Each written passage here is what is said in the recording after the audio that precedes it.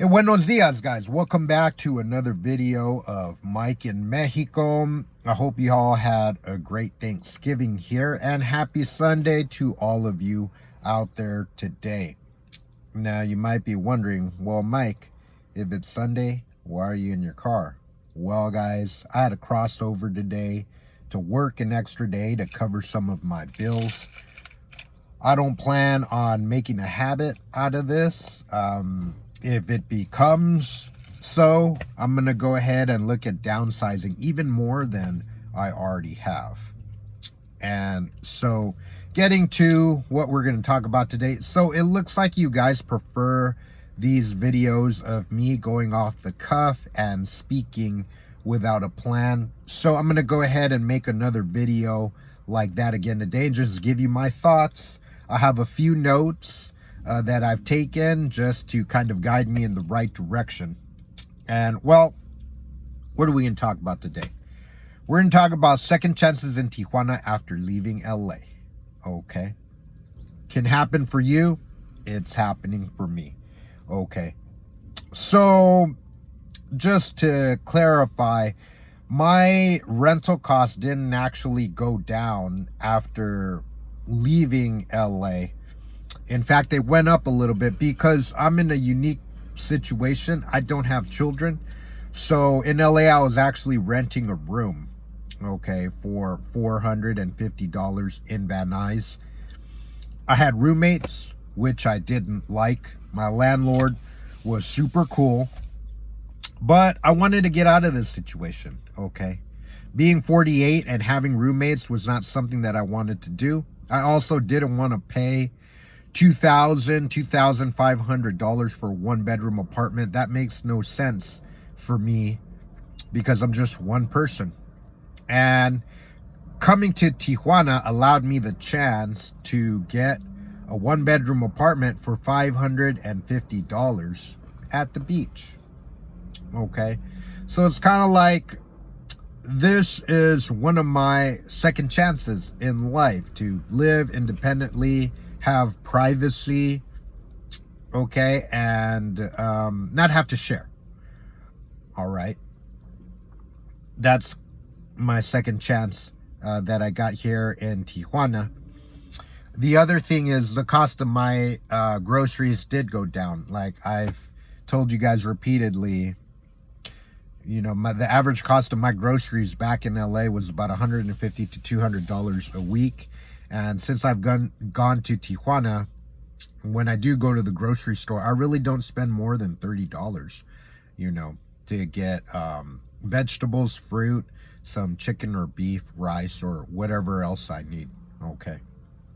And well, what else has given me kind of a new lease on life? Leaving a bad environment. That was important because honestly, what was I doing back in LA? Not much. I'm doing, you know, the same thing here, earning money that I was back in LA. So why not just do it here and cross over and have an apartment on the beach? If you guys are in that kind of a situation where you are living in Southern California, whether it be San Diego or LA, and you're not liking your living situation and you're paying upwards of $2,000, $2,500 for rent, you really ought to think about going to Tijuana and at least taking a look around. I did pick up a rider in my car yesterday that we were the same age, and I took her to her apartment, her one-bedroom apartment on Section 8. I thought it was going to be cheap, and she told me she was paying $1,800 for that one-bedroom apartment on Section 8. Wow, man, that's expensive. Okay. Picked up another lady in Chula Vista a couple days ago that this is the second person that I've spoken to that's paying $3,100 for rent. Sorry, guys, I just ate a sandwich at Subway. $3,100 for one-bedroom apartment in Chula Vista. Chula Vista is nice. It's a nice part of Chula Vista. Everything's brand new. They got like a mall there. But why would you do that? We were talking in the car, and she told me she used to live in Tijuana about 3 years ago. And she was diagnosed with, I can't recall, some kind of an issue, a gastrointestinal issue. So she had to move back over here to San Diego for because of medical issues, whatever they may be. But we were discussing, the thousands and thousands of dollars that you pay for rent. And in my opinion, it doesn't make sense to me to pay more than, I'd say, $900 or $1,000 for rent if it's not even a mortgage, because you got to think that money that you're paying for, it's just going in the trash. And take a look around and look at what's happening, in the US. People's wages have not gone up, but cost of living is astronomical, especially in LA and in San Diego. Honestly, the majority of the people that I pick up are not making it. Okay, I'm saying the majority. There are some that are doing very well. Of course, I dropped them off in La Jolla or, Solana Beach. Okay, those types of places. But I'm talking about the majority of the people. The masses are not making it here. I hear over and over again, all of my money is going to rent every month. So then why would you continue to do that? The other thing that was good about moving to Mexico for me is that the pace of life is a lot slower. I've said this repeatedly on my channel, that people take the time to say buenos dias, buenas tardes. I get more people looking me in the eye. Okay.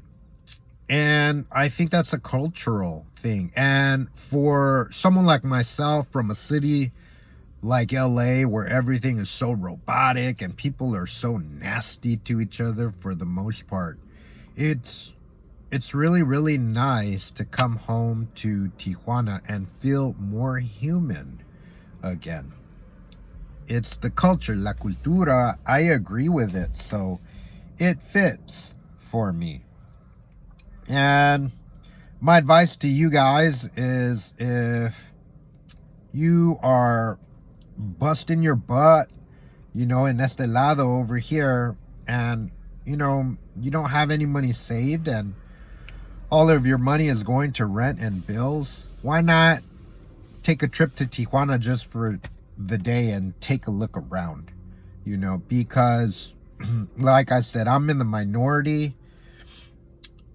A lot of people in my age bracket are not renting a room and got no kids. Okay, most people that are 48 have kids, a lot of times grown kids, and you don't have a choice but to pay $2,000, $2,500, $2,700 for rent for a one-bedroom apartment for you and your children. If you're able to move to Tijuana, okay, somehow, if you figure it out, you're going to cut that cost by more than half, okay? Because like I said, when we were apartment shopping over in Playas, we did consider one 2-bedroom apartment for $600, okay? It didn't work out. I ended up getting this apartment that I did the tour for you guys instead. And I wasn't going to keep living in a room with roommates, even though my landlord, was super cool. I wanted my privacy and I wanted my own space. So if you're looking for that, and you're looking for a new start, and you're looking for a second chance in life, if things are not working out for you in este lado, whatever major city you're in the United States, why not at least take a trip to Tijuana? At least take a look at some YouTube videos. There are plenty of Americans living in Tijuana besides myself. Why not at least consider it? I wouldn't believe all the news reports that say Tijuana is dangerous, Tijuana has a bunch of killings, and drug dealers. Guys, I've never seen any of that kinds of stuff, honestly. Okay? I've never seen any of it. But I also conduct myself in a certain way.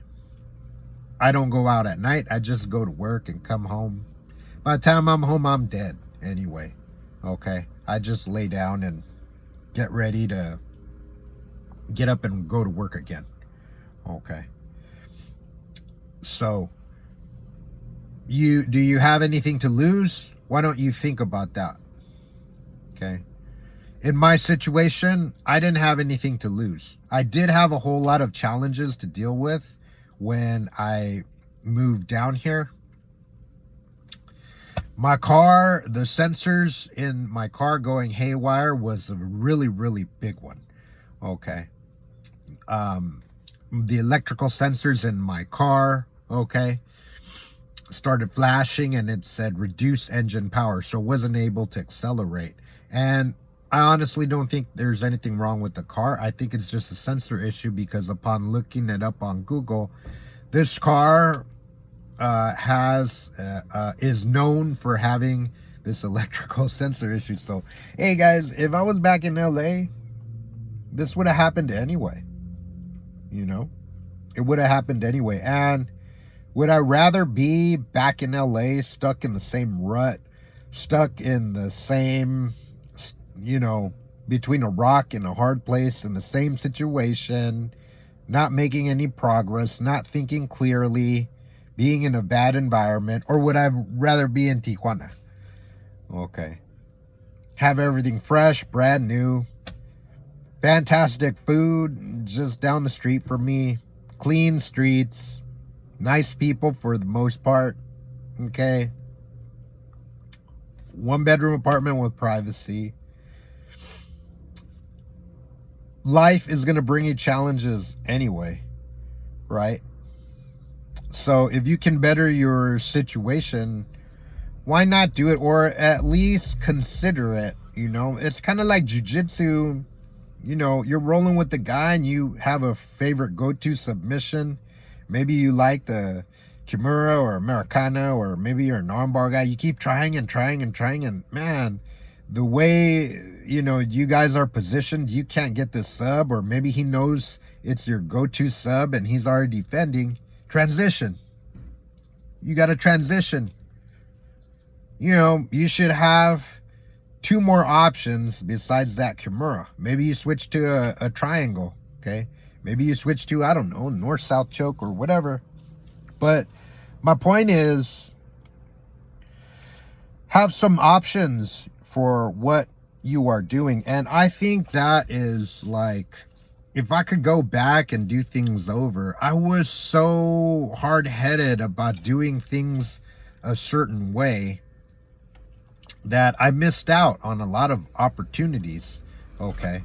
Like my hard-headedness of wanting to be an MMA fighter, I spent so much time and effort in that area when I was young, you know, not clearly understanding what my natural abilities and gifts are.